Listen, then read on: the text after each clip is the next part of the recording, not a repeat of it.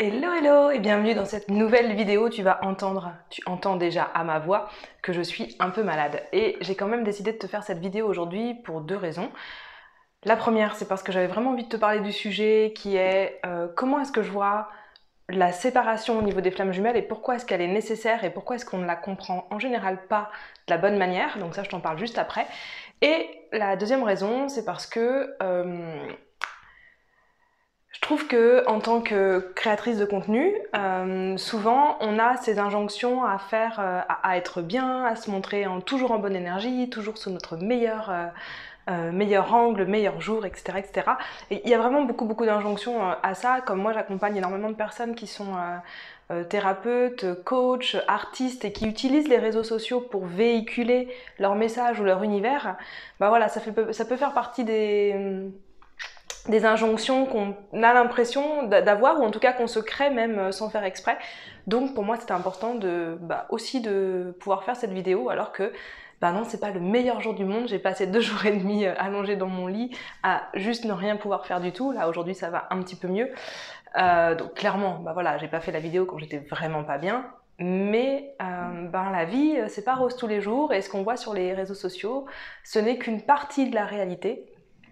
Et si tu fais partie des personnes qui travaillent avec les réseaux sociaux, qui utilisent les réseaux sociaux pour véhiculer ton message, ton image, ton univers, eh ben tu n'es pas obligé d'aller bien tout le temps, et tu peux aussi faire des vidéos quand ça va pas, tu peux aussi écrire des posts quand ça va pas. Ça ne change pas la qualité, la teneur de ce que tu as à partager, à partir du moment où tu es très clair sur ce que tu as à partager et pourquoi tu le fais. Alors aujourd'hui je voulais te parler de l'objectif séparation. Pourquoi est-ce que je parle de l'objectif séparation? Pourquoi est-ce qu'il est nécessaire? Et surtout, ce que j'ai vraiment envie de te partager aujourd'hui, c'est la compréhension erronée qui est en général véhiculée. Et je ne tape sur personne parce que je comprends exactement pourquoi on a cette compréhension erronée, et j'y suis passée aussi. Moi à l'époque, quand je regardais les vidéos, j'étais un peu à ta place, je regardais toutes les vidéos que je trouvais sur le sujet des flammes jumelles pour comprendre cette relation, pour comprendre comment je devais agir pour que ça aille mieux, pour que je me sente mieux, pour que la relation fonctionne mieux.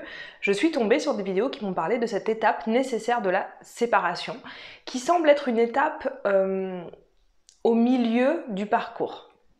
Et c'est là en fait aujourd'hui je suis pas vraiment d'accord. Et cette étape au milieu du parcours de la séparation, avec nos filtres et nos cerveaux d'humains, nous on le comprend comme une séparation en tant que couple, c'est-à-dire une séparation dans la matière. Avec cette idée que nous sommes deux âmes qui ont besoin de se retrouver, et donc il y a une séparation dans la matière avant que ce soit possible. En fait, c'est ça où je suis vraiment pas d'accord, parce que déjà je pense que nous ne sommes pas là, nous ne sommes pas deux personnes pour n'en faire plus qu'une, et que la séparation, dans le sens où vraiment on doit la comprendre, c'est le fait de s'individualiser dans la relation. Que la relation soit un couple dans la matière ou pas. Et ça, encore une fois, on a tous et toutes des façons différentes d'exprimer ça dans la matière, et chacun va choisir en fait aussi ce qui lui est le plus accessible en fait dans cette vie-là. Cette séparation, et donc du coup cette séparation, c'est aussi quelque chose qu'on vit nous en couple avec Eloa, c'est le fait d'être deux personnes complètement différentes, deux personnes complètes en tant que chacune en fait. Quand tu nous vois, normalement tu vois que nos énergies ne sont pas les mêmes, tu vois qu'on ne parle pas de la même façon. D'ailleurs, moi j'ai une présence sur les réseaux sociaux seule également, d'ailleurs par ces vidéos, par mon compte Instagram. Eloa a aussi une présence seule sur les réseaux sociaux. On ne fait pas la même chose dans notre entreprise, on n'a pas les mêmes rôles, on est deux personnes à part entière. Et ça, je pense que c'est ça, en fait, l'objectif de cette séparation, et pourquoi est-ce qu'on cherche la séparation dans le parcours flamme jumelle, donc dans le parcours flamme jumelle couple sacré. Pour moi, l'objectif de la relation flamme jumelle n'est pas de créer des espèces de couples fusion où on ne distingue plus l'un de l'autre. Pourquoi ? Aujourd'hui, si on prend le parcours flamme jumelle et que je le ramène à un niveau un peu plus psychologique, c'est-à-dire au niveau des styles d'attachement humains, c'est un parcours qui fait, j'en ai fait une autre vidéo, je te la mettrai quelque part, c'est un parcours où on a deux personnes qui ont des styles d'attachement qui ne vont pas ensemble au départ, c'est-à-dire qui ne sont pas compatibles, donc c'est deux personnes avec des styles d'attachement incompatibles qui sont attirées l'une par l'autre. On voit dans le monde qu'il y a de plus en plus de personnes qui se reconnaissent sur des parcours flammes jumelles. Ça veut bien dire qu'il y a comme un éveil dans le monde à avoir cette capacité à aimer quelqu'un qui au départ semble incompatible avec quelqu'un qui est vraiment différent de qui nous sommes.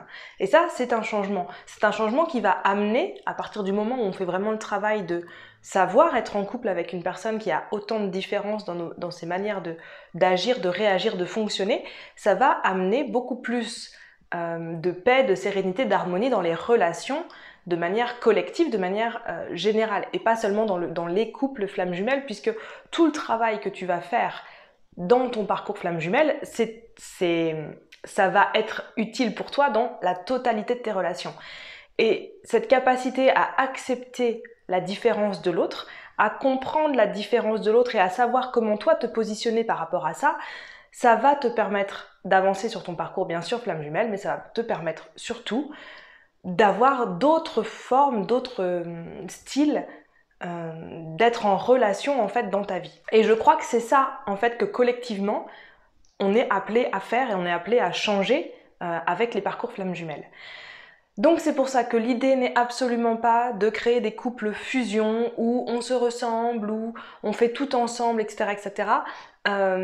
Puisque sinon on n'est pas du tout dans cette séparation, donc dans le fait d'être deux individus pleins, complets, séparés en fait l'un de l'autre, tout en ayant la capacité d'être en relation ensemble. La relation sera définie dans la matière par les deux personnes qui voudront ou pas être en couple, et ça, il n'y a pas de vérité là-dessus. Je sais que quand vous me regardez, parfois vous vous dites « oui, mais pour toi c'est facile de dire ça parce que tu es en couple », mais je ne parle pas que de mon expérience, je parle aussi de l'expérience de mes clientes, et j'ai des clientes qui sont dans des couples non flammes jumelles et qui ont une flamme jumelle ailleurs dans le monde et qui le vivent très bien et qui sont heureuses en fait et qui vivent très bien ça. Donc je ne parle pas que de mon expérience, je sais que c'est possible autrement. Donc comment est-ce qu'on arrive à cette étape de séparation qui donc, je le rappelle, n'a aucun rapport avec la séparation physique. Je ne parle pas de séparation physique, je parle de séparation dans le lien l'un à l'autre. Donc, si je prends la personne qui est communément admise comme étant le chaser, donc la personne qui a plutôt une dépendance au lien et qui va aller chercher l'autre, toutes ces étapes vont être de revenir à elle-même, revenir à soi, revenir à qu'est-ce que je veux faire de ma vie. Pour moi, la question fondamentale qui m'a aidée le plus, ça a été de me demander quelle vie je voudrais créer pour moi si je n'étais pas en couple avec Eloa. Et en me posant cette question-là, je commence déjà à créer cette vie-là pour moi. Et ça ne change rien en fait dans la vie que je veux créer, dans quel métier je veux faire, qui je veux être, comment je veux être en tant que maman, comment je veux être en tant qu'amie, comment je veux être en tant que femme. Ça ne change rien en fait que la relation soit là ou pas. Donc ça c'est la première chose, c'est que si tu fais partie des personnes qui sont plutôt du côté yin, du côté dépendance au lien, pose-toi la question, quelle est la vie que tu veux vivre pour toi? Et commence déjà maintenant en fait à créer cette vie-là. Si tu es de l'autre côté du lien, donc si tu es plutôt la personne qui rejette le lien, alors là c'est différent parce que ça, créer ta vie pour toi toute seule de ton côté, tu sais faire. Donc c'est pas la même question que je t'invite à te poser, c'est plutôt la question de, au contraire, si je m'engageais pleinement, est-ce que déjà je suis prête? Donc de toute façon il y a un grand travail de est-ce que je suis prête à m'engager pleinement dans cette relation et quelle relation j'ai envie de créer en étant engagée tout en gardant qui je suis, tout en gardant mes acquis en fait d'indépendance, de liberté et d'autonomie que j'ai créé déjà dans ma vie avant. Et en travaillant chacun et chacune sur ces deux zones-là, c'est comme ça que vous allez réussir à accéder en fait à cette séparation qui n'est pas une séparation comme on l'entend dans le sens commun d'un couple qui se sépare, mais qui est bien une manière d'être soi, 100% soi, tout en étant en relation en couple. Dis-moi en commentaire si ça te parle, dis-moi comment tu te sens toi par rapport à ça.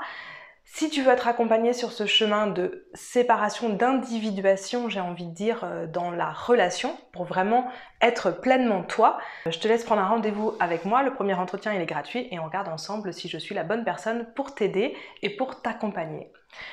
Je te souhaite une très belle semaine et je te dis à très vite. Salut!